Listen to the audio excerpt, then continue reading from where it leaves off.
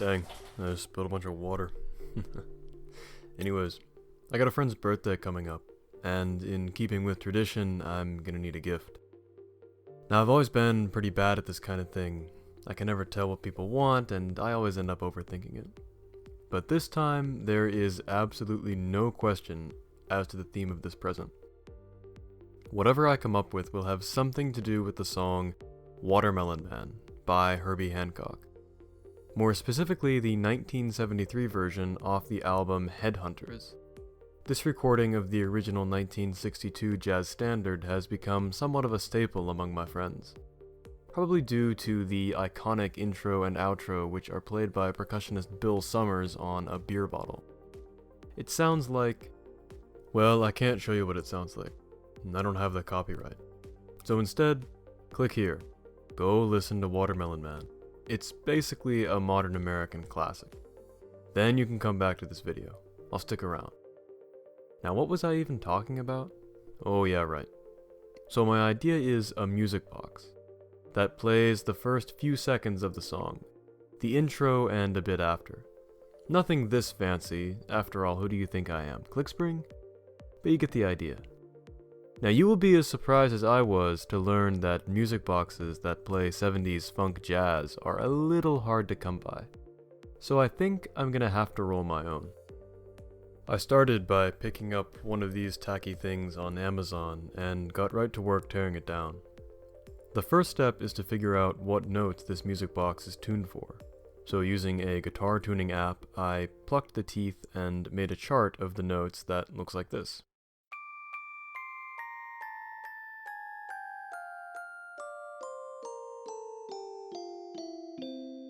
Different music boxes will have a different set of notes depending on what song they've been designed to play, so this is far from a universal map.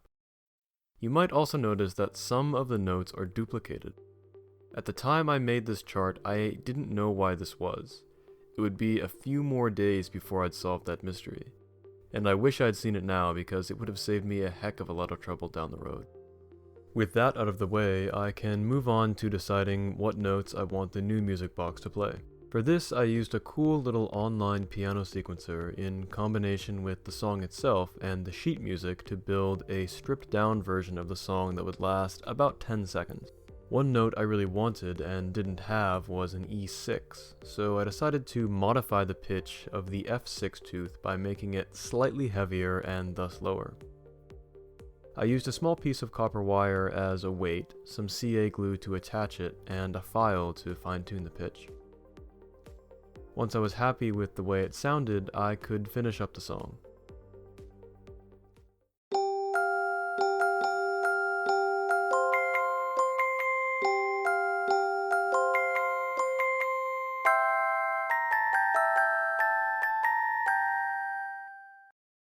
Over in CAD now, I used the original cylinder as a reference and mapped the notes to positions along the comb, and the timing between notes to positions around the cylinder. I used the formula parameter that Fusion 360 offers to make this process go a little bit smoother. The length of this sketch was determined by finding the circumference of the half-inch brass tube I planned to make the new cylinder out of. This was done by using the absolutely classic formula circumference equals 2 pi r. Just a quick note about pi. It only takes 40 digits of pi, 40 numbers after the decimal, to calculate the circumference of a circle, the diameter of the observable universe, to the accuracy of a single hydrogen atom. And NASA's JPL only uses 15 digits in their calculations.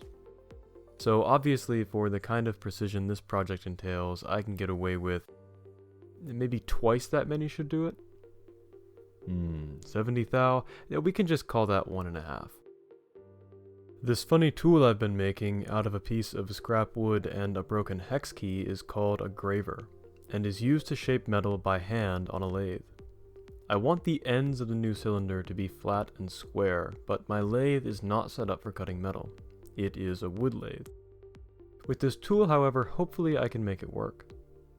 After cutting off a rough blank, I mounted it in the lathe and used the graver along with another chisel that I will need to resharpen after this to true up one end.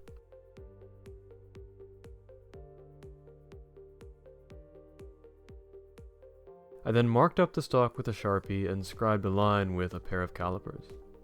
After cutting the stock close to the line, it was flipped and the other end trued up and brought to final dimension. With the cylinder blank to size, it was now time to encode the notes.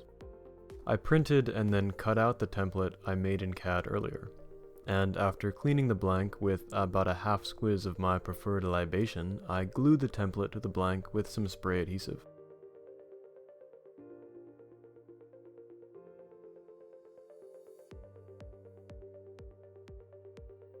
Then, using a very sharp punch, I marked the locations of the notes on the cylinder.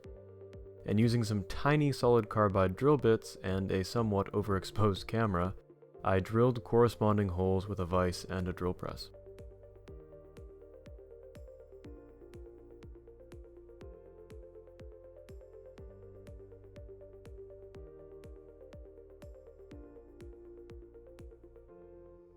Now it's time to take a break while the camera charges and make the parts that connect the cylinder to the rest of the music box.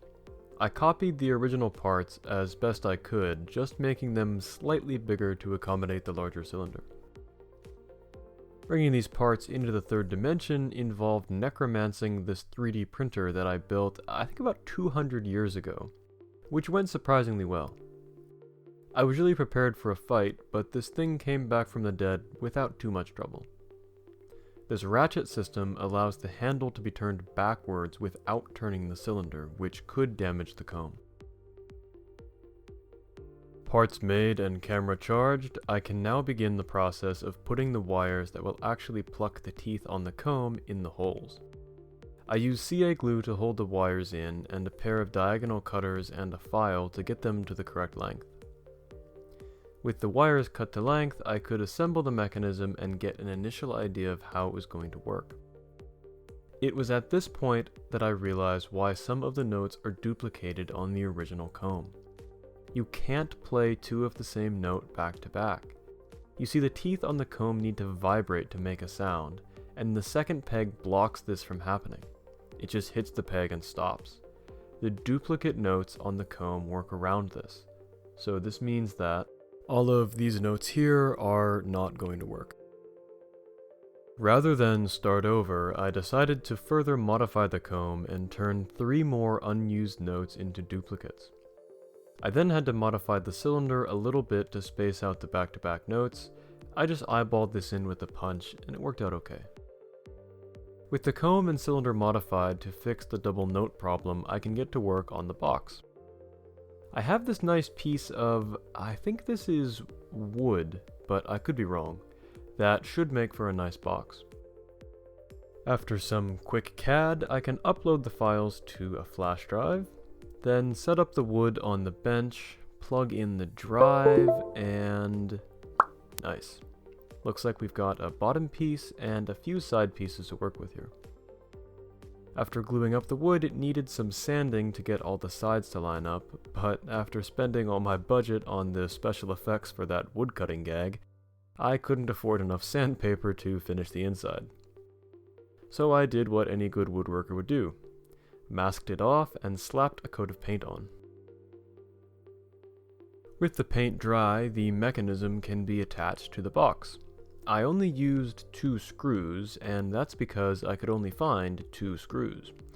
But I made up for it with a healthy smear of my second favorite libation, CA glue. Any box worth its salt needs a lid, so using another piece of wood and some small magnets, I christened this one. I think it turned out pretty alright. Drilled a small hole in the side for the crank and added a countersink to correct for the thickness of the wood, and the music box is ready for final assembly. I used a paper clip that I pulled out of an old Windows 95 machine and 2 small brackets that I cut out of an Altoids tin to retain the shaft. And it's done. Let's see how it sounds.